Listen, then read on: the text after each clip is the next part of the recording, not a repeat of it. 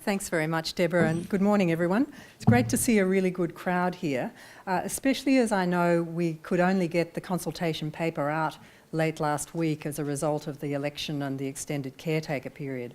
So I realise that means many people may not have had a chance to look at it or look at it in detail, but I do encourage you to read it because what I can present now is just really quite a brief summary of the reasons for the review and then the 3 alternative models that we're putting up for you and other parts of the sector to comment on and think about in comparison with our current grant structure.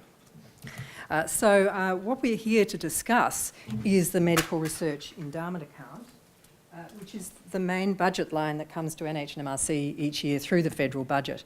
And so it's our primary responsibility at NHMRC to manage the expenditure of this money for the benefit of human health through research. So you can see from, I've skipped one there.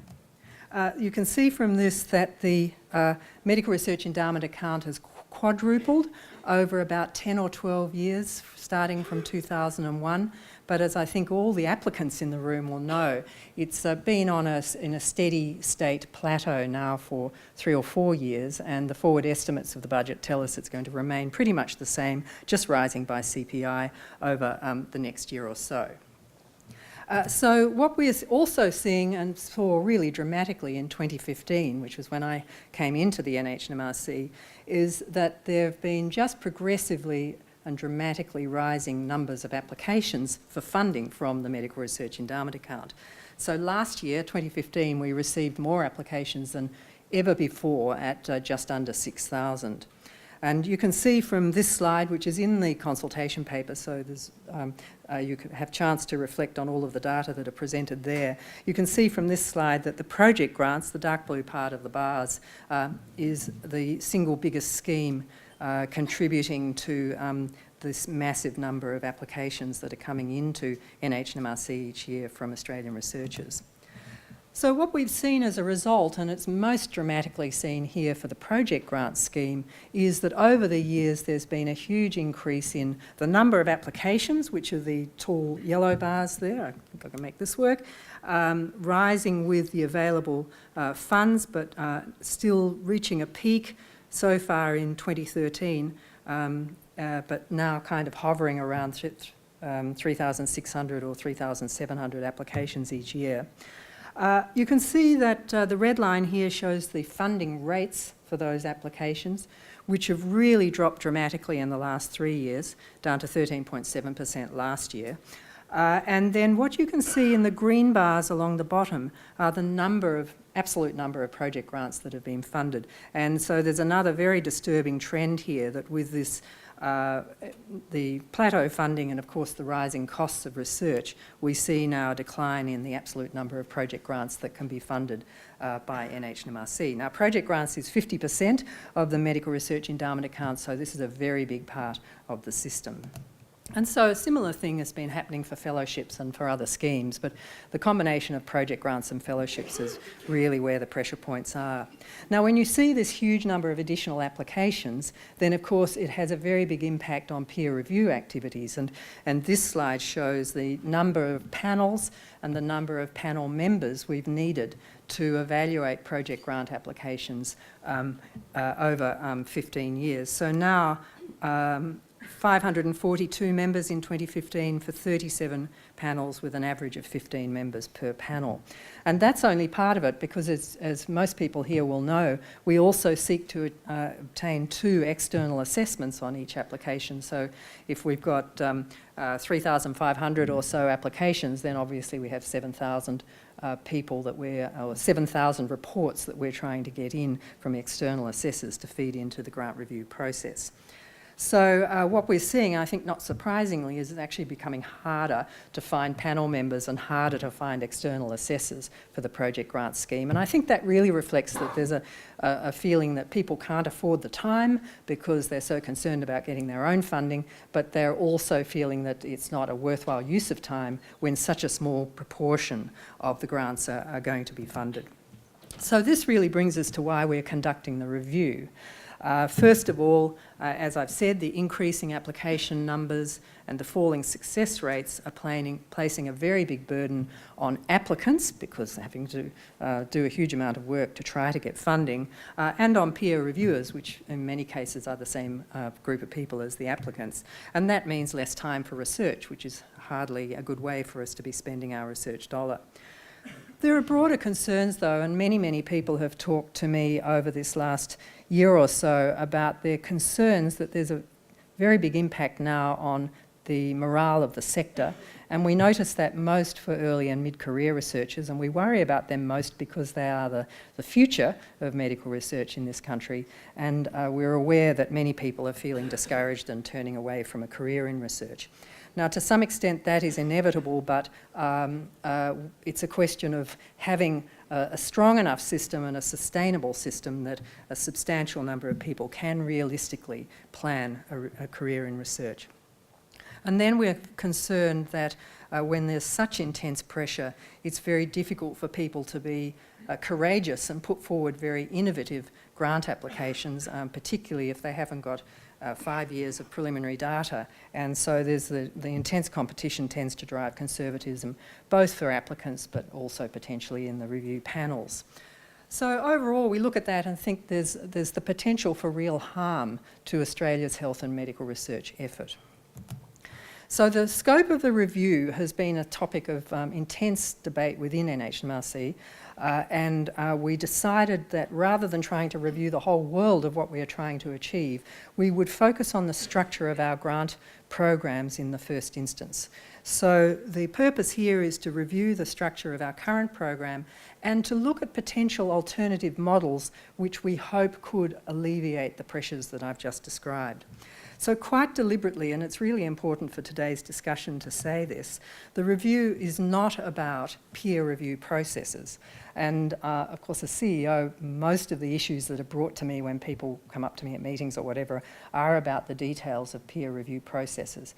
However, our opportunities to improve peer review processes really depend on the structure of the grant program and our ability to introduce new approaches that would really depend on having a smaller number of applications to manage. So today's discussion is not about primary and secondary spokespeople, how many assessors we get, what sort of grant review panels we have. Those will all be addressed later at the end of this first stage of review.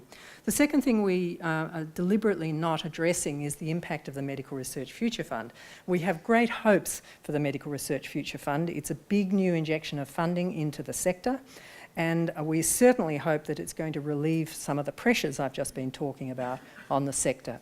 But NHMRC doesn't control the Medical Research Future Fund, and we don't yet know how it's going to be expended. So I think NHMRC has an obligation to look at what it does, what we control, and try to set up systems that will be really flexible and responsive as the MRFF plays out and we begin to understand what sort of issues will be supported through the Medical Research Future Fund. And then finally, what we're not talking about in this review is priority setting. And what I mean here is whether we should spend more or less money on, say, health services research compared with clinical research, or whether we should be boosting spending in certain disciplines rather than others. That's really also not the topic of this review.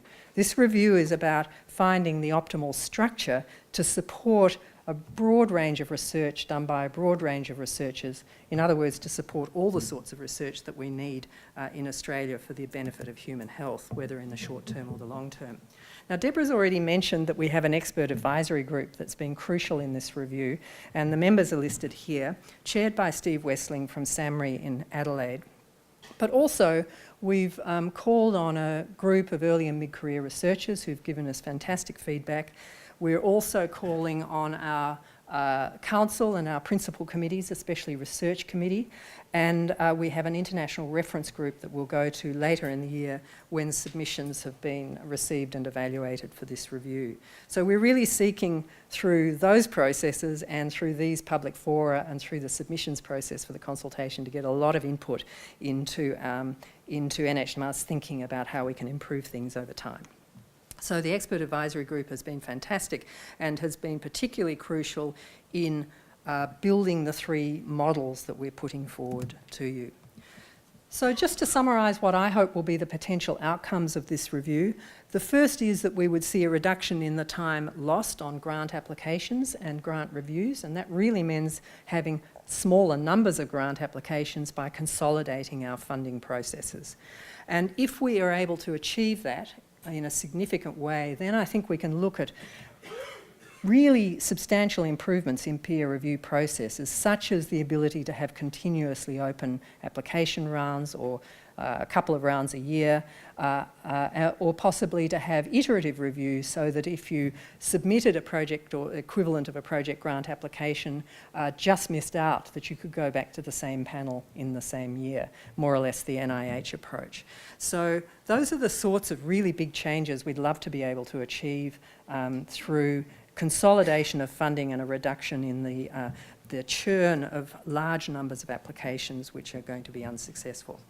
We want through this review to make sure we're providing opportunities for all sorts of researchers and including of course early and mid-career researchers, and we're also wanting to provide funding in a way that allows more creativity and innovation and flexibility to respond to the changes that are always happening in the research world and that drive how we do research. So let me just say a couple of words about the current grant program, and this, which is in the consultation paper, shows how the Medical Research Endowment Account is distributed across a whole range of different schemes which have built up over time to address specific issues in health and medical research. And you can see the big green part there, the 50% is the project grants scheme. Now if we just collapse that down into a simple diagram, it's something like this. It has the project grant scheme as 50% of the budget, and then it has these other major schemes, program grants, centres of research excellence, partnership projects and centres, fellowships and scholarships, targeted calls for research, strategic and international and development grants. So quite a number of different schemes, all of which are seeking to do somewhat different things.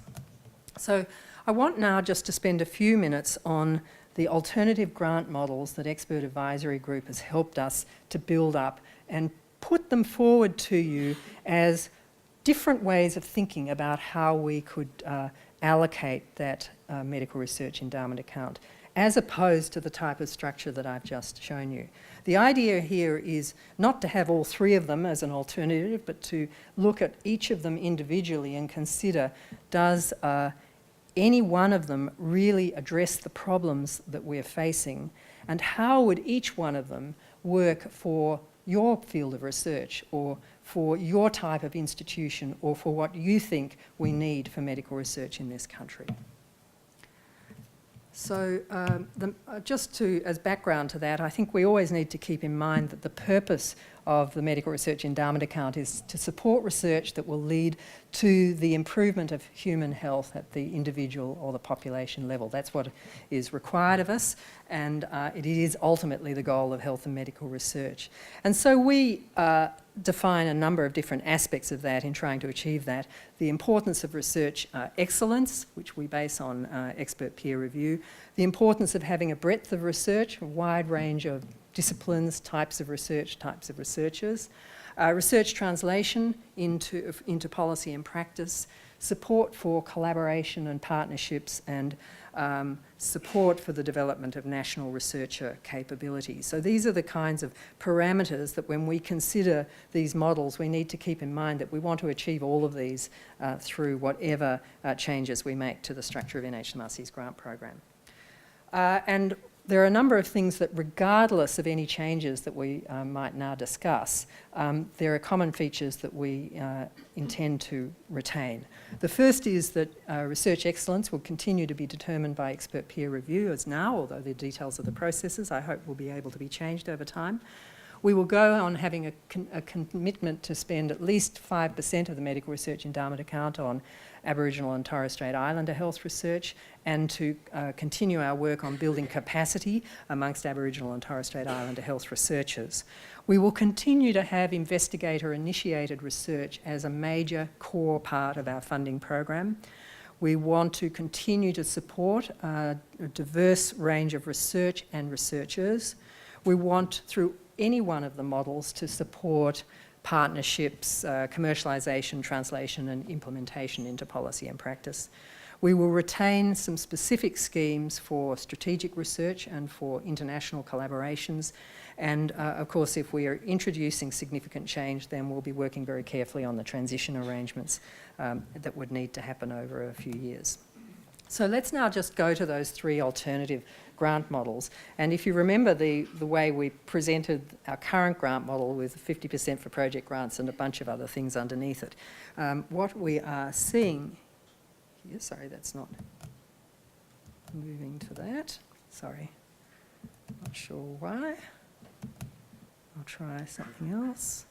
I haven't deliberately changed anything here. I just need to move to this slide.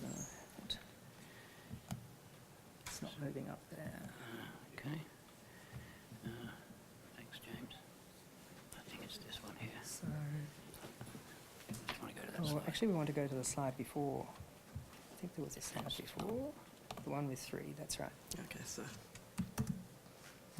we're going to have to do a little bit of something here.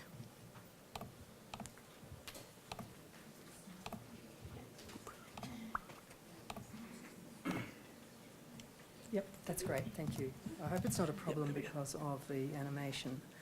So we have 3 alternative grant models, and the first, second and third ones there. So let me just run through them briefly. Yes, so the first one puts a substantial part of the budget, because these boxes are broadly representing the amount of the budget spent on these things, a substantial part of the budget into team grants. A broader version of team grants than our current program grant scheme, but I'll go into a bit more detail about that. And these could have fellowships attached for chief investigators. This model also includes a substantial scheme for ideas grants and then a smaller scheme for supporting people, but this is specifically for postgraduate scholars and for early career researchers. Now, the second model has most of the funding going into single investigator grants. So these would fund, for example, a lab head or a team head and have sufficient resources to support several people. And we'll have a number of different levels of this, to be able to support the team, the specific team around that individual. There'd also be an ideas grant scheme as part of Model 2, and then a collaborative bonus, additional funds to promote collaboration outside the investigators' team. And then the third model is incredibly simple. It's just one big research grant scheme, does not have fellowships attached, and it has 2 subtypes, knowledge creation and translation. So let me go into these in a little bit more detail. So first of all, Model 1, mainly spending money on teams. So these team grants will be 5-year grants. There'd be a number of different package sizes, so determined differently from the way the current program grant scheme works. There would be a cap of 1 application per CI in any 1 year, and only it being able to hold 1 of these team grants at a time. But we're suggesting that people could apply in the 4th or the 5th year for renewal. We are proposing that this type of team must include an early and a mid-career researcher. Current program grants are biased towards the most senior people, and they make it much more difficult for early and mid-career researchers to get some airspace and to get the credibility that goes with being a CI on a grant. So this is looking for a more diverse team where track records are assessed relative to opportunity. Now, again, unlike our current program grant scheme, CIs would be able to draw their salary from within that team grant if they wished or needed to, but of course they wouldn't get extra money. However, they could apply for a fellowship which would be contingent on them getting the team grant and would go through normal sorts of fellowship evaluation processes. These team grants would be largely assessed on the basis of track record. Now, the ideas grants, the idea here is that these could be quite short or up to 5-year grants, and again they would have packages of funding rather than our current way of determining budgets. There'd be a cap of 1 application per year for a CI, and a cap of 2 grants that could be held at any one time per CI. A team grant CI could have a cap of 1 ideas grant. And then we're proposing 2 streams. One's the standard stream, up to $2.5 million grant, but we're proposing a large grant or big science stream with some additional evaluation requirements to cover things like large clinical trials, cohort studies, large genomic studies, these sorts of bigger science types of funding. And we're proposing that there will be extra requirements for these very large grants that would be, for example, a systematic review of the evidence for a clinical trial or the milestone framework for payment. And the assessment of these ideas grants would be mainly on innovation and significance. And then the people grants are up to 4 years, scholarships and early career fellowships, and they would have a little package of research funding attached to them. So those people would not be eligible, if I recollect correctly, for application for an ideas grant. So Model 2 is a little bit different. So now the focus is on the single investigator, and the idea is to give them a lot of flexibility to get a package of funding and use it however they see best to achieve their research goals. And that could be simply by running a laboratory, or it could be by interacting and putting some of their funding into a range of other collaborative projects. It's not meant to close down collaboration, it's meant to offer flexibility to the best researchers. There are proposed funding packages for 6 streams based from postdoctoral through to senior researchers, but also including a clinical stream, a career interruption scheme, and something else, a cross-disciplinary stream. And again, the CI could take their salary from within that grant, or they could apply for a fellowship to get additional funding on the top. The fellowship would be contingent on getting the investigator grant. And here the assessment is mainly on the track record and the broad research outline. Again, there's an ideas grant scheme, as before, up to 5 years with funding packages, slightly lower cap in the sense that people could hold only one of those grants at a time. Again, 2 streams, standard and large or big science, and assessment mainly on significance and innovation. And then a collaborative bonus, which would be available through either scheme and would depend on the collaborative gain that's shown through the application process. And then Model 3 is the ultimate in simplification, with funding up to 5 years, packaged funding rather than our current budget process. As before, can be used to pay the salaries of CIs, cap of 1 application or in any 1 year, or 2 grants per CI, standard or large, and assessment on the proposal and the track record relative to opportunity, because this would need to be open to people at all stages of their career. 2 subtypes, knowledge creation and translation, and clearly somebody might have one of each. The knowledge creation would include a new investigator stream for early career researchers. The translation subtypes would include ones that are commercially focused and ones that are focused on other sorts of implementation science. So if we just briefly compare those, we can see there are a number of similarities amongst them. They're all intended to support the full spectrum of research. They're not intended to discriminate or bias against any field of research. So we're really looking for whether they will work for all the types of research that you do and are interested in and think should be funded. They're all attempting to streamline so that we have fewer schemes. By capping applications, the intention is to bring down this massive number of unfunded applications, but to give people more consolidated funding that gives them more flexibility and creativity. CI salaries can be drawn from the grants in all cases. There are mechanisms for the large science grants, and then they're also intended to support people at all stages of careers. But there are important differences, and the Models 1 and 2 have the potential for fellowships to be attached. Model 3 does not have a fellowship scheme, so it's a very important difference to consider. The Models 1 and 2 are focused on longer-term grants for top-performing researchers, but then that's team in Model 1 and in single investigators in Model 2. Both schemes, models have ideas-based grants, and both are intended to reduce the need to apply frequently and with large numbers of applications. Model 3 is the most streamlined, has some dedicated streams for translational research, but as I've highlighted, there's no fellowship scheme proposed for that Model 3. So the lower caps are really important.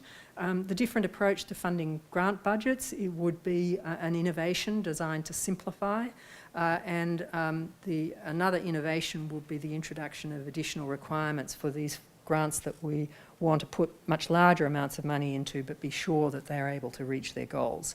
And then the linking of fellowships to research grants is an important innovation compared with how things have operated in the last few years.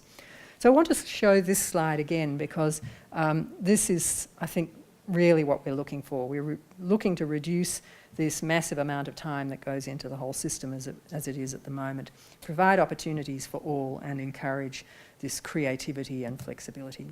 So there are a number of consultation questions that I'll encourage you to read in the consultation paper and to put in a submission on. We really want to know what you think about each of those models, how they would work for what we want to achieve as a country in health and medical research, but also how they would work for you if you're a researcher. And we also want to know the negatives as well as the positive. I'm sure people will tell us the negatives, but we really want to identify the unintended consequences of any substantial change that might come through this kind of process. There are submission details there and also in the consultation paper.